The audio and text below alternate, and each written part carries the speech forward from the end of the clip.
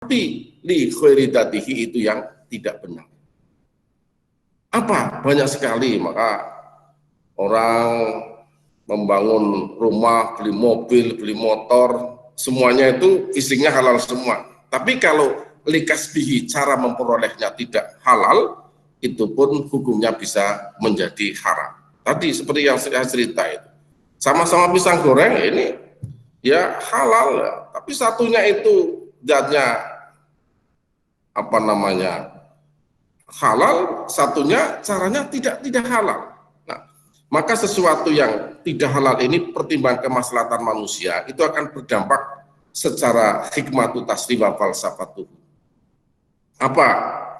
Sesuatu yang tidak haram itu ya kata Nabi ya banyak sekali orang yang doanya itu tidak dimakbulkan oleh Allah karena sesuatu yang dimakan itu karena ya tidak halal itu. Maka pernah diceritakan Allah memerintahkan ya, Allah itu maha thayyib, maka dia suka yang thayyib, makan yang halal. Tapi Nabi pernah bercerita ketika ada seorang musafir, bahkan dia ingin menunaikan ibadah haji atau umroh, berjalan jauh menelusuri padang pasir, mukanya kusut, bajunya compang-camping, kemudian rambutnya juga kusut. Idealnya orang itu karena perjalanan jauh karena Allah, ketika berdoa pasti diterima oleh Allah Subhanahu wa Ta'ala.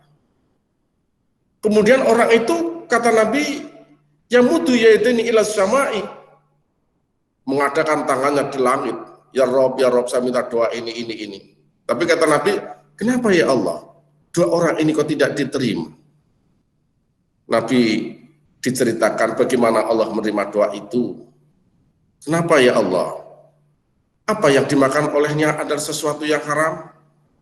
Apa yang diminumnya juga sesuatu yang haram? Bahkan pakaian yang melekat pun adalah sesuatu yang haram. Bagaimana Allah menerima doa orang seperti ini? Ya.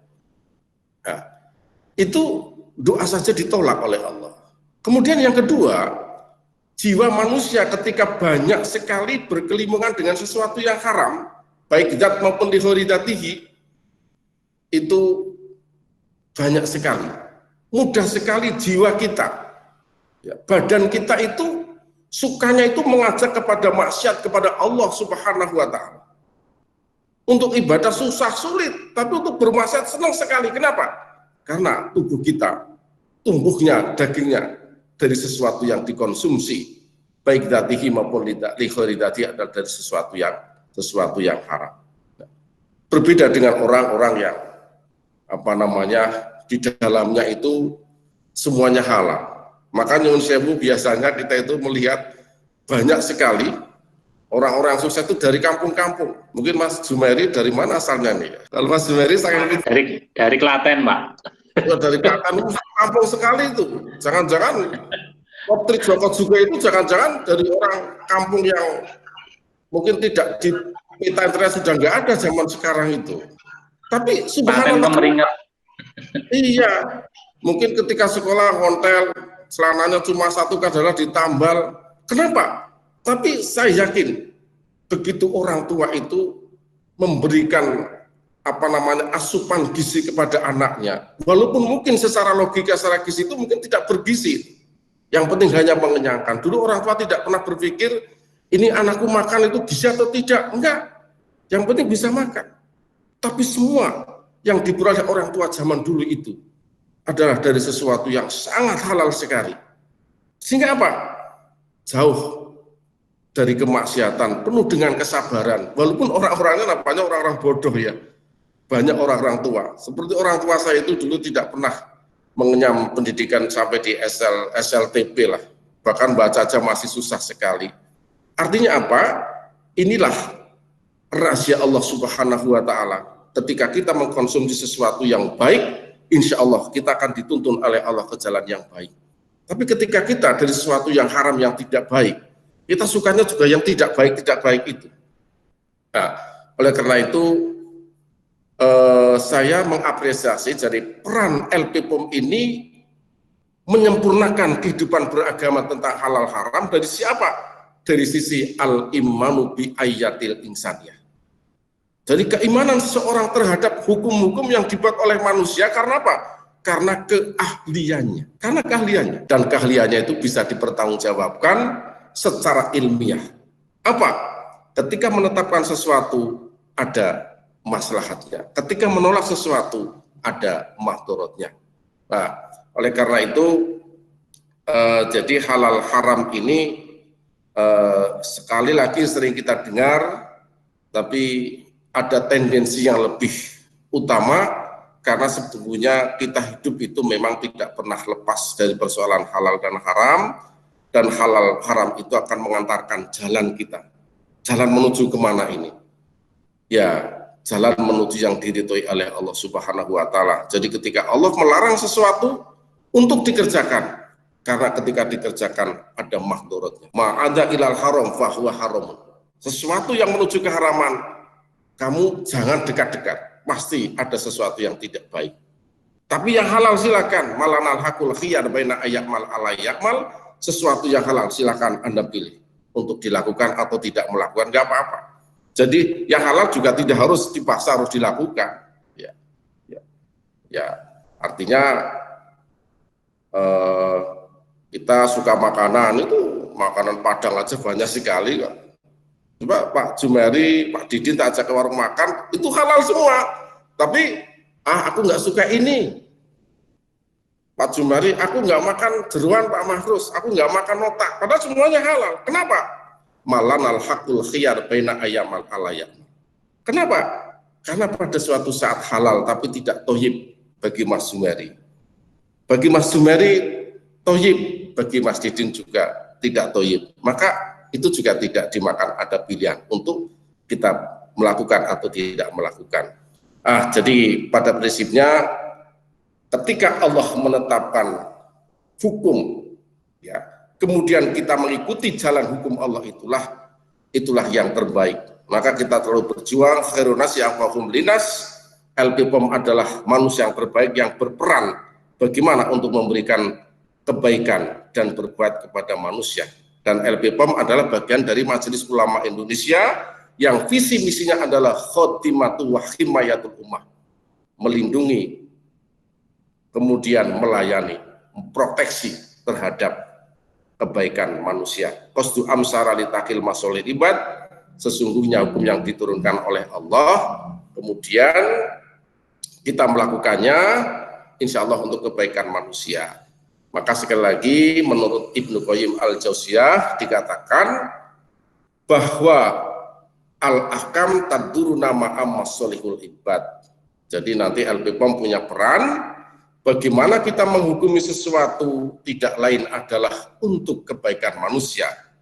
Fahaisuma wujatul maslahah, ketika LPPOM memberikan warna terhadap hukum, ini rendang haram atau halal dengan melakukan berbagai macam verifikasi, ini air halal atau haram, ini cateringnya halal yang mana, yang haram yang apa.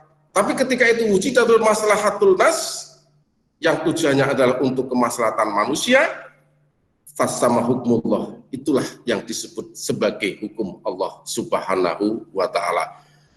Maka kita sebagai al-hakim berusaha semaksimal mungkin untuk mencerminkan bagaimana sifat Allah Subhanahu wa Ta'ala yang menetapkan hukum, kita juga menetapkan hukum berdasarkan prinsip-prinsip kemaslahatan manusia. Ini sebagai pengantar untuk berdiskusi kita, jadi mudah-mudahan bermanfaat, karena kebetulan kita itu semua mempunyai persamaan persepsi, berkecimpung dan berjihad di dalam masalah halal dan haram di bidang makanan, minum-minuman, obatan, dan kosmetik. Semoga perjuangan teman-teman auditor dan pengurus LPPOM MUI DIY ya selalu dibimbing, dirahmati, dan diberkahi oleh Allah Subhanahu wa Ta'ala. Demikian pengantar ya Mbak Ulfa, sebagai bahan diskusi kita ya. Demikian yang kita sampaikan, mudah-mudahan bermanfaat, kurang lebihnya mohon maaf. Akhirul kalam billahi taufiq wal hidayah. Wassalamualaikum warahmatullahi wabarakatuh. Waalaikumsalam warahmatullahi wabarakatuh. Matur nuwun Prof. Mahrus atas paparan yang disampaikan. Masya Allah menarik sekali, Njeh. Mungkin ini Bapak Ibu hadirin atau jamaah yang bergabung pada pagi hari ini sudah ingin bertanya atau ingin berdiskusi terkait tema yang tadi disampaikan oleh Prof. Mahrus. Alhamdulillah kali ini pengajian online atau ngaji bareng ini diselenggarakan dengan platform Google Meet dan juga Instagram Live. Alhamdulillah pesertanya sudah semakin berkembang dan bertambah dibandingkan seri pertama yang lalu. Jadi kami mengundang Bapak Ibu yang ingin bertanya atau berdiskusi dengan Prof. Mahrus. Ini kami sediakan waktu. Monggo Bapak Ibu yang ingin bertanya nanti bisa berinteraksi secara langsung dengan Prof. Mahrus. Nanti bisa dengan video conference atau jika tidak ingin bertanya secara langsung dapat menyampaikan pertanyaannya melalui kolom chat, nanti akan kami bacakan dan akan ditanggapi atau dijawab oleh Prof. Mahrus. Jadi, monggo Ibu diberikan kesempatan. Ini kami lihat dari peserta ada dari pengurus LPPOM MUI DIY, auditor halal LPPOM MUI DIY, kemudian juga ada direktur atau auditor atau pihak-pihak dari LPPOM MUI provinsi daerah lain dan juga dari LPPOM nasional. Terima kasih atensinya. Kemudian juga ada dari pelaku usaha, alhamdulillah dapat bergabung. Monggo, jika ada yang ingin bertanya, atau jika belum, mungkin untuk memantik diskusi ya, Prof. Mahrus, mungkin kita ada yang bertanya-tanya atau ada yang penasaran, kenapa jika dilarang atau tidak dibolehkan atau dalam hal ini diharamkan oleh Islam atau oleh Allah, kenapa diciptakan atau kenapa ada gitu? Padahal kan ada kaidah bahwa sesuatu kalau diciptakan pasti ada manfaatnya. Mungkin dalam hal ini kasus yang paling umum, pertanyaan klasik seperti kalau babi haram tidak ada manfaatnya, kenapa Allah ciptakan ya, kayak gitu. Nah mungkin bisa ditambah Prof. Mahrus, monggo.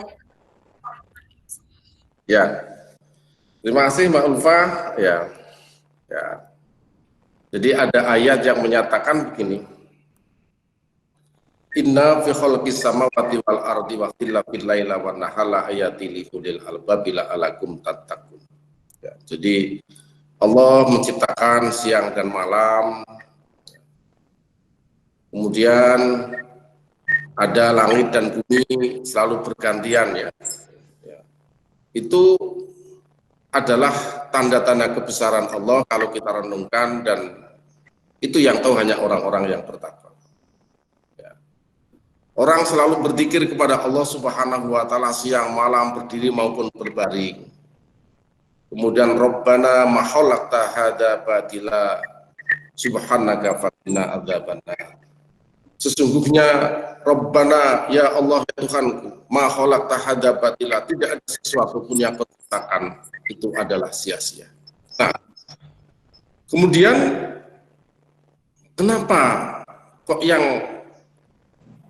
itu kok diciptakan ya? Seperti babi. Ya. Kemudian ada juga itu harimau untuk apa ya itu ya, harimau. Ada buaya untuk apa itu ya? Ya. Kemudian yang perlu kita pahami di sini adalah walladzi khalaqalakum ma fil ardi jami'an. Saya ciptakan semua di muka bumi untuk manusia. Tapi kamu jangan ragus ya. Apa? Ya ayuhan nas kulu mimma fil ardi halalan thayyiban. Kalau kamu ingin memakan, makan yang halal tapi yang baik. Loh. Nah, dengan demikian apa? Kita bicara makanan halal dan haram itu tidak terbatas kepada persoalan sesuatu yang zatnya itu haram, kenapa kok diciptakan? Karena apa? Untuk keseimbangan alam. Maka disitulah jaring-jaring kehidupan. Jadi sesuatu yang diharamkan itu belum tentu itu tidak bermanfaat. Semua ada manfaatnya, semua jalur manfaatnya berbeda-beda. Coba Di dalam tubuh manusia itu anatomi kita ada sesuatu yang diharamkan semua oleh Allah Subhanahu wa taala.